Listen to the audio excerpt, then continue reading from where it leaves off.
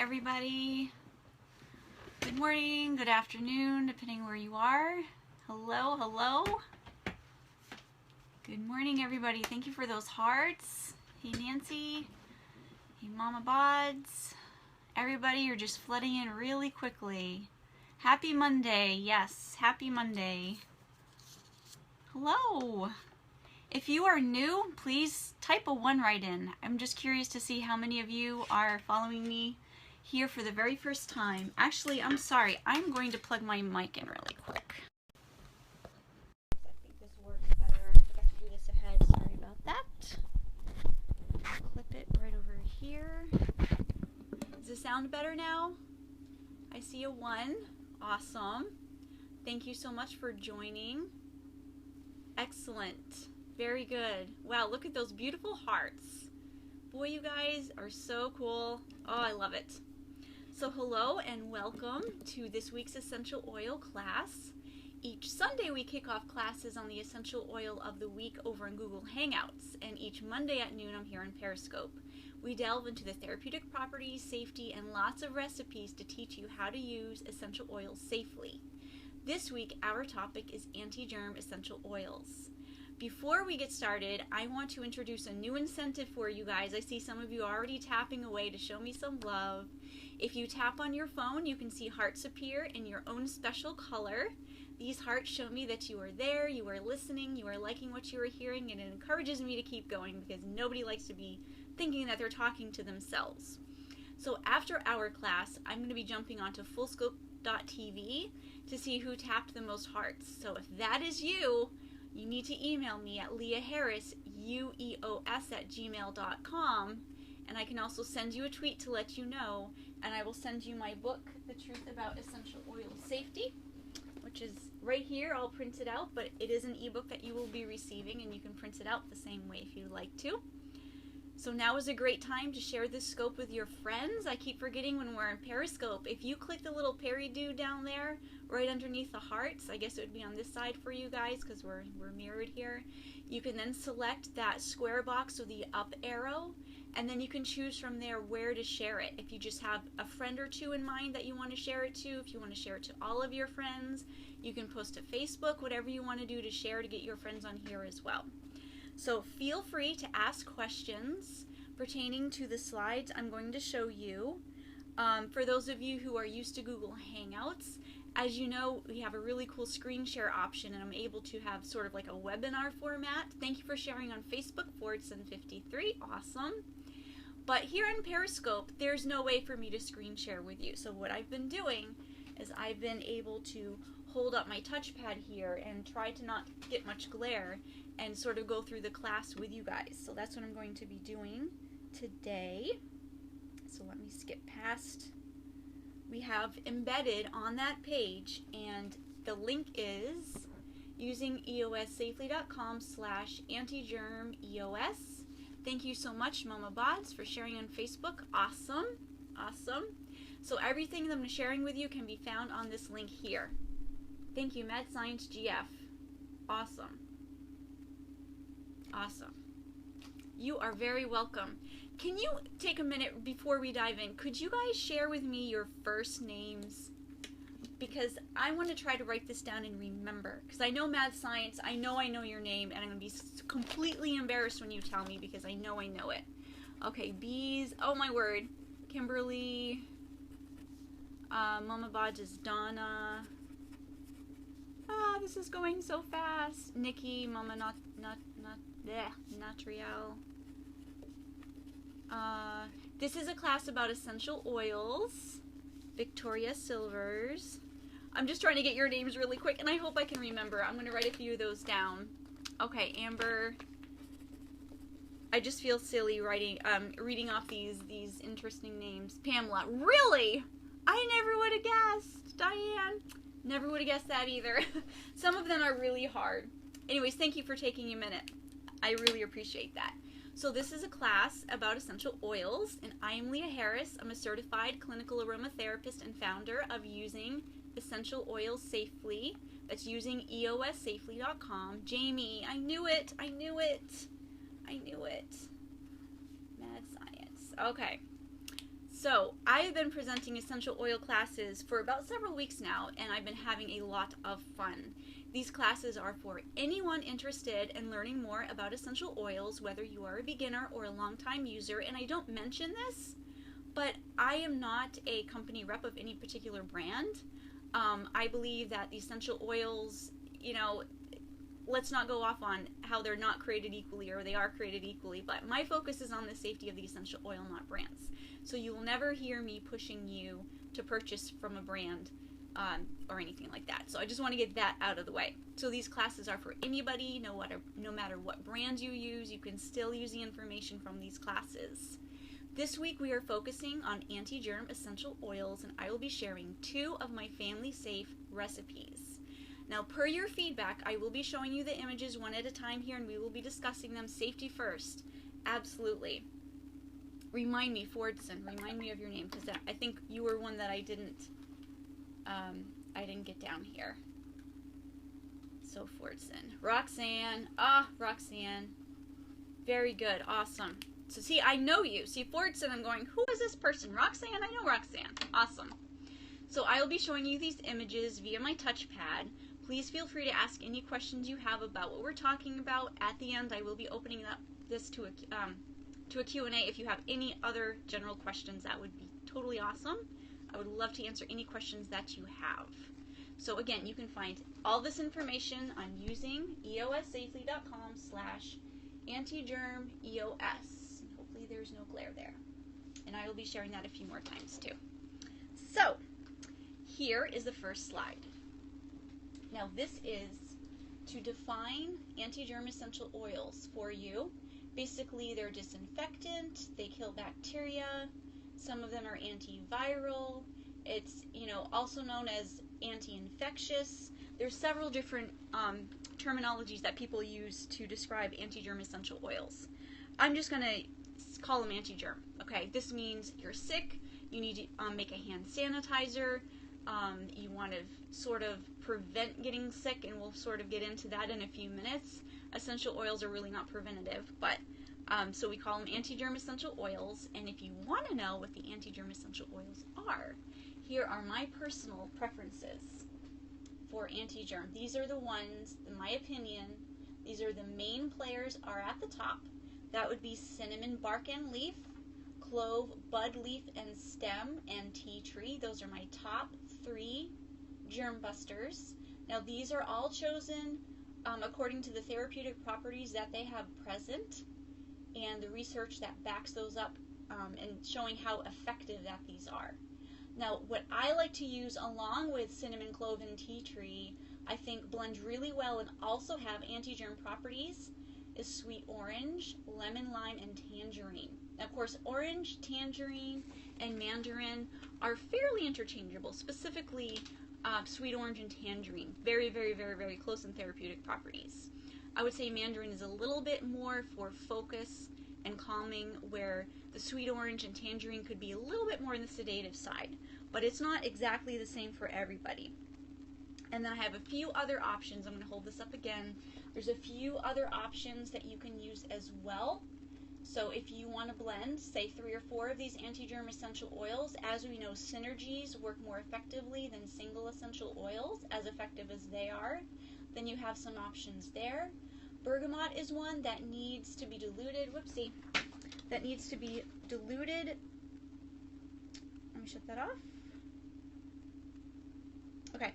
So if you are using bergamot, I would suggest that you use it in a diffuser because it really needs to be diluted very, very well.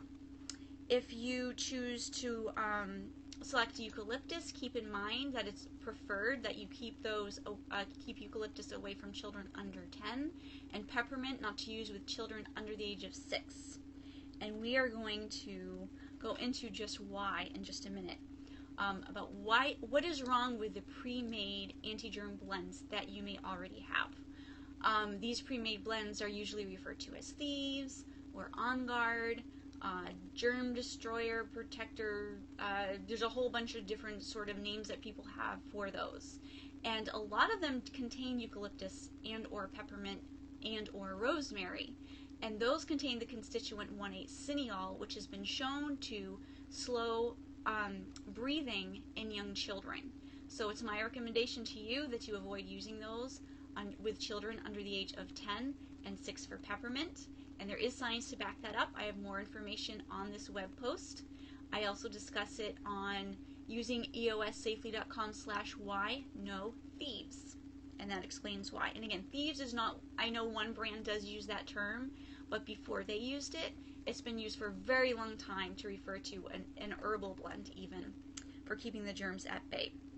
But for germs, see, those blends tend to combine congestion and germ blends together, and this topic focuses on the germs only. So for the germ factor in those blends, a lot of companies use cinnamon and clove. Now, cinnamon bark is not recommended to be used with pregnant women or if you're breastfeeding, and topically, they need a very high dilution. Cinnamon bark needs a 0.07 dilution, cinnamon leaf needs a 0.6, clove needs a 0.5, so if you are using these topically, you need to dilute them very, very well. And if you're not sure the formula, which of course, how can you know the formula? The companies are generally not going to give those formulas away to you. You are not going to know, okay, how much clove is really in here? How much cinnamon is really in here? So then I can calculate out just how to dilute if I'm using topically. So it's really fortunate that these recipes I've formulated for you so that you can know that you can use them safely. And we'll discuss safety in a few minutes. So here is my first recipe. This is my original recipe that I've shared on learning about EOS. This has been making the rounds for a couple of years now. And the recipe is cinnamon leaf, 30 drops of cinnamon leaf. And you're going to add all of these to a 5 ml bottle before I get started. That would be, you can reuse an essential oil bottle that you have, or you can buy a new one. And I like to use these dropper bottles because they're really, really handy. You don't have to wait. Sometimes when you're making blends, it can take a while to get the drops out depending on what essential oils you're using, like sandalwood is thick and vetiver is thick. But if you're using the dropper bottle ones, then you just pinch it out and drop it, and it's awesome. So here is the first recipe. 30 drops of cinnamon leaf, and this would be in a 5 ml bottle. 35 drops of sweet orange, which yes, you can replace with tangerine, mandarin, or even lemon if you'd like. And 35 drops of fir needle. And there are a lot of different essential oils that you can use to replace with fir needle if you do not have fir needle. Cypress is one that is dog friendly. If you would like to swap that out and diffuse it around with your pets, with your dog, that is fine. Oh, okay, yes, thank you for reminding me. Thank you. See, my hearts are coming up on this side right here. That's where my hearts are coming up. And I forget that it's opposite for you guys. Uh-oh, this just shut off. Technical difficulties. Just completely shut off. So have any of you, while I'm trying to get this on, have any of you used my germ recipe, my anti-germ? I know a lot of you, when I post in the group, you're like, yes, I love it, I use it all the time. I love it for my babies. Is this like dead? No, it's not dead. Okay, give me a second, guys. Give me a second. Chat. Tell me what you love about this blend. Here we go. All right. Let me share a testimonial with you that Marissa shared with me on the group. Let me do it this way. Okay, I'm trying to read this. I use the anti-germ blend in a spray. I have baby in the house, and I appreciate having a safe and effective spray to kill germs. Marissa shared this in our Facebook group, and I really, really appreciated that. And a lot of you guys love that this is child friendly. And why does that keep shutting off? Really, why does it keep shutting off? That is not cool. Not cool at all. And if this does this again, I'm just going to read it to you like I used to before I was using the touchpad.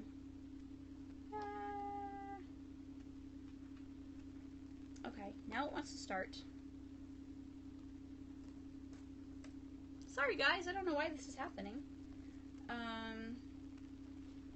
Okay. Let's try this again. Alrighty. So this is my second recipe right here. This is my brand new recipe. And again, you want to add it to a 5 ml bottle. Thank you for those hearts. They're very beautiful. 42 drops of tea tree, 33 drops of sweet orange or tangerine or mandarin, 25 drops of cedarwood or lavender. I prefer Atlas cedarwood, also known as Atlantica, and I prefer the Bulgarian lavender, although the French lavender also works. And of course, those will give you two very different aromas. Cedarwood, I would definitely use if you're diffusing at night or if you're using this at night. Cedarwood would also help you with your sleep because it is sedative. And again, you can always replace sweet orange with tangerine. That's always totally fine to do. So here is the safety when you're using these blends. Here's what you need to know. Okay? Oh my goodness, what am I hitting? Okay, I'm just going to skip that because that's really obnoxious and annoying. I do not know why. So, Mama Naturelle, you are Nikki. Yes. See? Got it. It's not. It's completely plugged in. And I don't know why. Like, I'm hitting something or whatever, but I did this last time and it worked fine. So I'm not really sure what the issue is. Okay, here it wants to start. It's like I must be hitting a button without knowing, and I'm killing it, and I have no idea why. Okay, here it is. It's just super annoying. Like, it's totally killing the flow here. I know, gotta love technology. Yes. Okay. Oh, it's great when it works, right? Okay. I am going to... It's Monday, what can I say? I'm going to skip down here because I cannot read this at the same time. Yeah, maybe it does. Maybe it does. I don't know. But again, I've done this a couple other times and it's worked. So I don't know why today it decided not to work. I don't know. So here's the safety involved with both of these blends. As you can see, whichever blend that you choose to use, it's totally safe and fine for use if you're pregnant, breastfeeding, with your children. It is fine for use around dogs for the first blend if you replace the fir needle with cypress. And the second blend is fine for use with dogs, so you don't have to change anything with that at all. As you can see here. You can replace the cinnamon leaf with bark if you are not diffusing around pregnant or breastfeeding women. I personally prefer the aroma of bark. I find that it smells a lot more like the cinnamon that I'm used to. And again, there are many, there's dozens of options for fir needle at UsingEOsSafely.com/WhyNoThieves. You can also find it at the anti-congest EOS link as well. There's a ton of options there too. So when I make these recipes, I try to make them family friendly. Why not? There's so many essential oils out there that are safe for families. Why choose ones that are questionable for families? I mean, there's just no need to do that at all, in my opinion. So that being said, here is the first recipe that you can use with these master blends. So the recipes that I just gave you are what's called master blends. So you are going to fill your essential oil bottle and pretend you purchased it online somewhere and it's a blend that you're ready to use and you're going to use. So each single drop of that blend that you're using has combined those several essential oils that you've chosen to use. So here is the first way that you can use the recipe. You can use it in an inhaler. You can add 15 drops to an inhaler. You can use it in your diffuser, 5 to 10 drops depending on the manufacturer of your diffuser. They suggest different amounts sometimes. And I'm so happy that I remembered to finally tell you guys how much to use in a diffuser necklace. You can use 1 drop in a diffuser necklace. I know every week I wear a diffuser necklace and everyone's always asking about it. See, there it goes again. It's blank and I was trying so hard not to touch anything. And I keep forgetting every week when I tell you, you can use it in an inhaler, you can use it in a diffuser, you can also inhale via an aroma pendant. And I have a different one on today. This is one I got off Zulily, and I must say it's not as high quality as the ones that I'm used to from the Oily Amulet. So, it can help you. That's a great question. So if you are going into a store and you are expecting there's probably going to be germs that you're going to be exposed to, wearing this can help you. When you inhale essential oils, not only does it affect the limbic system directly, it also gets into your lungs and then into the bloodstream. So if you're inhaling these anti-germ essential oils, you kind of have those soldiers out and ready to fight. So ideally, and this is not something that I am good at remembering every single time, but ideally, if I could remember, I would carry my inhaler with me, and I would take a deep breath before I go into a store or visiting friends or family and, you know, people are sick. You know, get that going. And then when you leave, smell it again. You know, get that inhalation again. And that really gets those soldiers out before and after exposure and can really, really help. So yes, wearing it can also help. And why the one drop? People ask, why only one drop? That is not very much at all. Well, you are only using this a few inches from your nose. You're welcome. Great question. And so if I accidentally used 2 or 3 drops, sometimes they come out really fast and it's hard to keep it, you know, from coming out fast. But if you do, you'll notice that it's really, really strong and powerful. I've actually had to remove either the felt pad or whatever from my necklace after a little bit because it's so intense.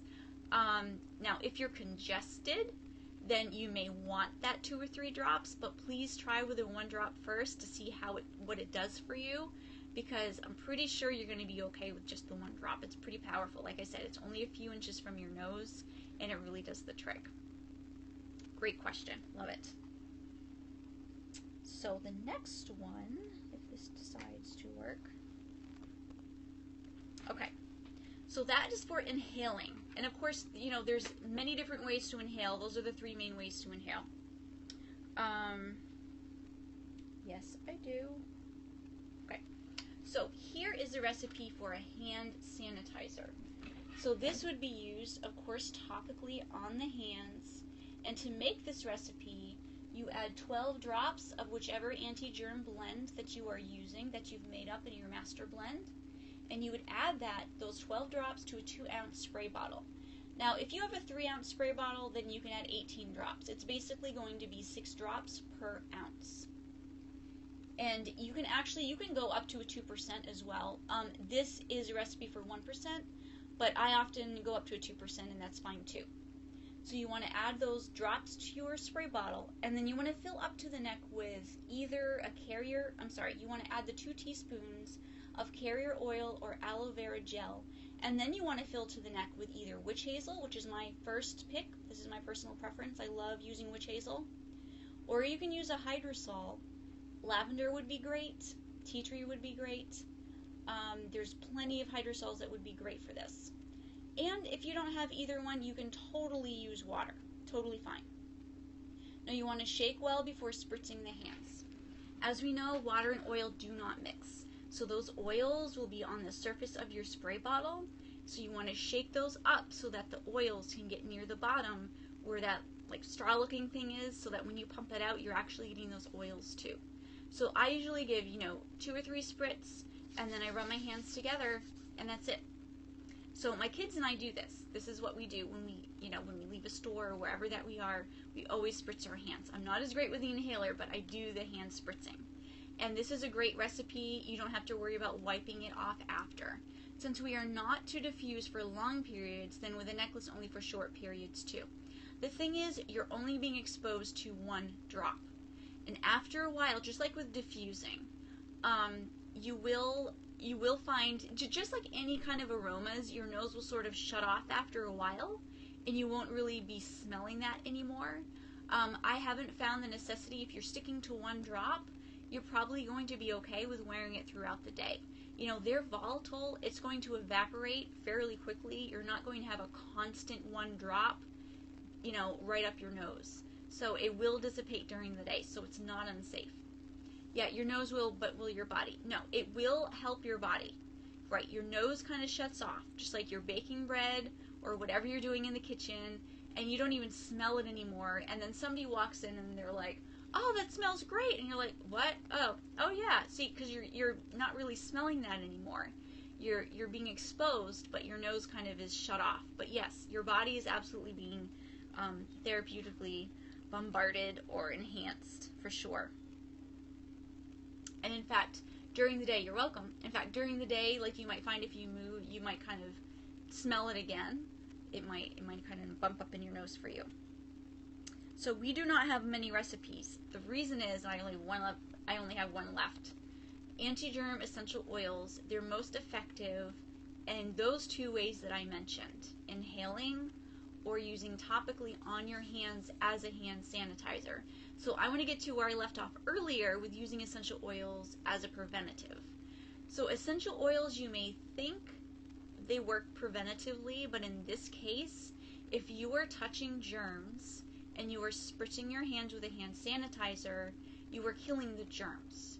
So it's not preventative in the way that most people think of preventative, like, oh, if I eat good, I won't get sick. If I exercise, I won't get, those kind of preventatives. But what it's doing, it's killing on contact. So to anybody observing you, they might think that, oh, it's preventative, not realizing that these are killing the germs on contact. So in a way, I suppose they're preventing you from getting sick because you are killing them. But, I wouldn't go ahead and use these preventatively. For example, if you have acne, use essential oils for your acne. If you don't have acne, don't use essential oils to prevent the acne. Treat what you have. So here is my final recipe for soap. Yeah, I don't have a recipe for soap on here. I know last night there were some really great questions we had on Google Hangouts, and one was for using with soap. So I have not had a chance to throw an image up for soap yet, but I will be adding that. I'm going to make myself another note here. Actually, I didn't even make myself a note from last night, so thank you for reminding me. You can add, I think a 1% is probably a good place to start. You can use a castile soap. I like Dr. Bronner's soap, but there's plenty of off-brands as well that you can use. You really want a good soap. You don't want antibacterial. You want a really good castile soap. Love the hearts. Thank you so much. Beautiful, beautiful. So what I would suggest is start with a 1% dilution. That's 6 drops per ounce of soap. And you can use a hand pump. I love the foaming soap pumps. That's what I like to use. You use a lot less, and castile soap is really, it's strong, and so you really only need a little bit. So you can add 6 drops of either anti-germ recipe to that foaming soap dispenser, and that's how you can use it. 1% is worked. If you find that the 1% you don't like it as much, it will still kill the germs, but if it's not an aroma that you're loving, you can go up to 2%. That's totally fine.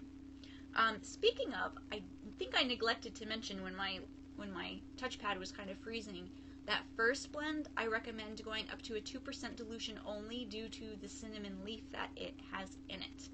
As we explained, cinnamon leaf does have a maximum. You can find it right on UsingEOsSafely.com/anti-germ EOS. It's where you can find all those recipes. So cinnamon leaf needs to be diluted well. So for that blend, do not go over a 2% topical max. If you're using topically, if you're diffusing, you don't have to worry about it. The new recipe I made does not have a topical max, unless you replace the orange with lemon, and then you want to stick to a 6% dilution, which really you're probably not going to need. So, pretty flexible. So here is the final recipe, and this is as a disinfectant spray. So you can add 20 drops of whichever anti-germ blend that you've made up per ounce of hydrosol. Now, we're not worrying too much on dilution. This is not being used topically. This is being used on your counters. And I'm pretty sure that you're not going to break out into a rash or get sensitization. So you're totally cool with the 20 drops per ounce. And again, you want to shake well. And I prefer that you add, that you use hydrogen peroxide. Now, my original cleaning recipe over at Learning About EOS, that suggested vinegar. I know a lot of us think of vinegar as a really good cleaning tool, and we actually talked about this in Google Hangouts last night. There's a really great method for cleaning produce which uses spritzing hydrogen peroxide and then vinegar, or vice versa. It doesn't matter which order you use it in as long as you use one and then the other. And between the two of them, they are amazing at disinfecting. Now, I shared a link in the Facebook group, Using Essential Oils Safely, which you can get to if you go to UsingEOsSafely.com/FB. We'll bring you right to our Facebook group. We just hit 36,000 members, so a lot of chatter over there. But I posted in the group something I found from a chemist, love those hearts, who did studies on different commercial cleaners. She did several different things. She did her sink, she did, I forget which ones, but she did several different ones. And every single time she did this, hydrogen peroxide won, hands down. Vinegar was okay, too. But this is even above thieves cleaner and the Lysol wipes, Lysol sprays. So I really suggest, if you haven't invested in hydrogen peroxide, very small investment, please get some and use that as a base for this cleaning spray. Because between that and adding these anti-germ essential oils, there's going to be no survivors on your counter, trust me.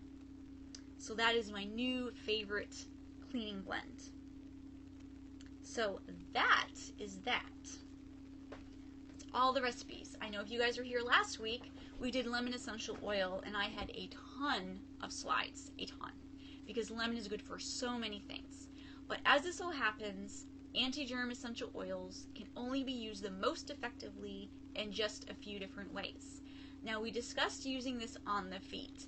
Now, if you've listened to me for any length of time, you know sort of a pet peeve of mine is when people suggest using essential oils on the feet for every last thing. For colds, for, oh my goodness, like, I've heard so many different things, like, it's not even funny. So I kind of joke like, oh, I have acne, let me put essential oils on my feet. Or I bumped my elbow, let me put essential oils on my feet. You only want to put essential oils on your feet when you have a foot issue.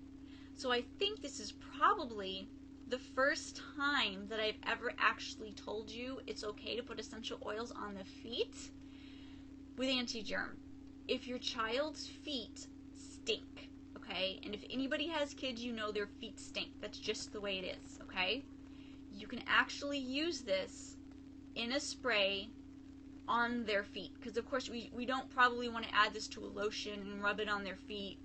No, I don't want to do that. Disgusting, right? So make it into a spray, spritz their feet, and that is okay. So this may be the only time you are going to hear me that it's okay to use essential oils on the feet. Alright, great. So do you guys have any questions? I know you guys are thundering away at those hearts. I appreciate that so much. They're so beautiful. I have 2 recipes. Does one work more effectively or just more options? It's just more options. What I loved about my original recipe was plantar fasciitis. I use it for that. What I loved about my original recipe, I was sort of going by more the aroma of like a thieves blend when I made that. And for the new recipe, I was just thinking, forget thieves blends, forget whatever's out there. What is best for essential oils? For germs? Like, what is best for germs? So that's how I came up with my new recipe. Tea tree, I wanted to put that in my original recipe, but I knew if I said, okay guys, here's an alternative to thieves, you're going to go, tea tree, this does not smell like thieves. I'm used to thieves. So the first blend is really great if you love that thieves aroma, and the second blend is great if you don't care about that and you just want to clean.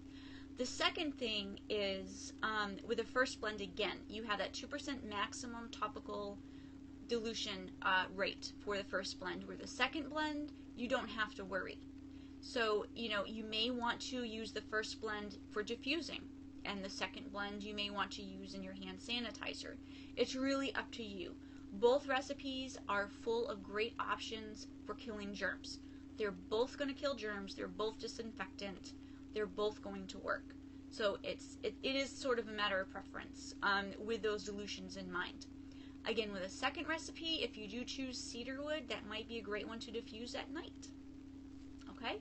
So, not that the first one is stimulating at all, but something to consider.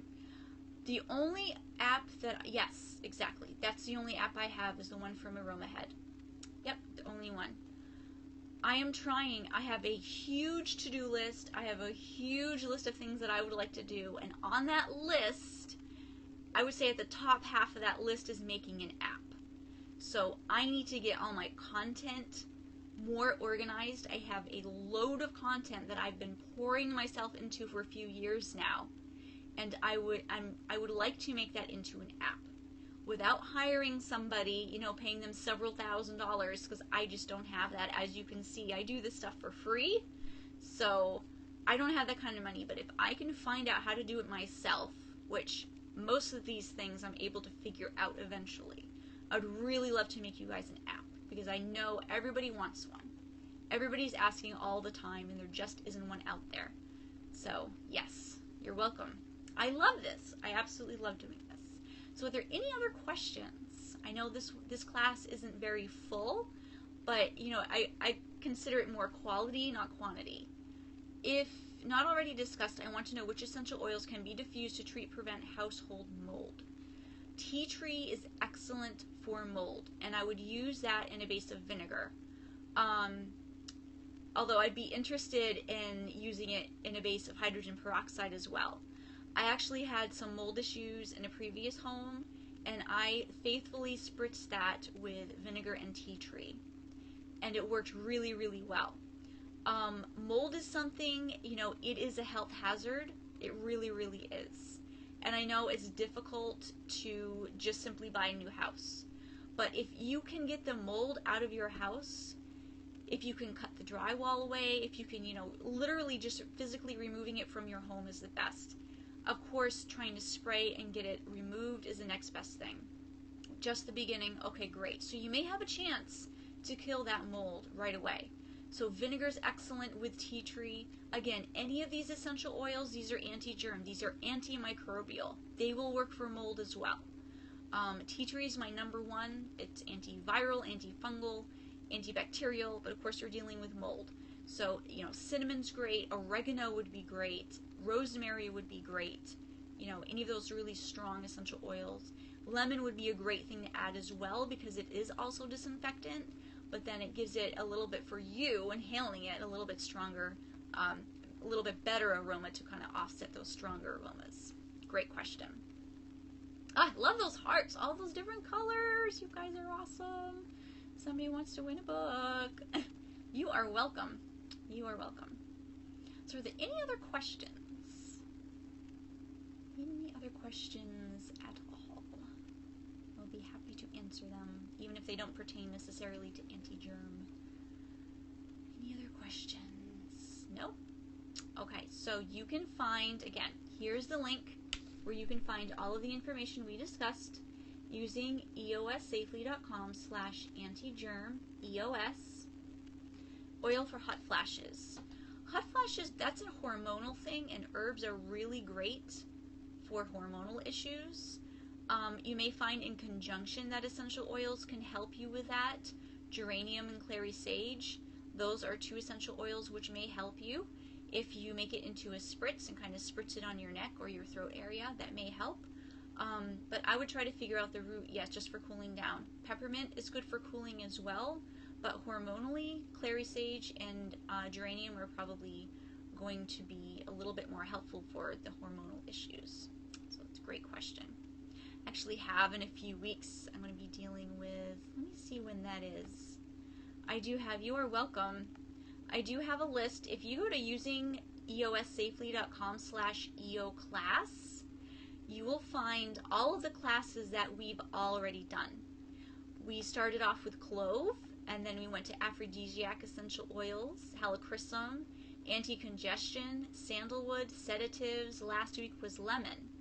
And next week is going to be copaiba. So in a few weeks, I have anti-stress. I have a good one on cleaning. I have wrinkles, one for wrinkles, one for varicose veins. I have a Grumblegon. It's really good for hormonal or emotional sort of imbalance.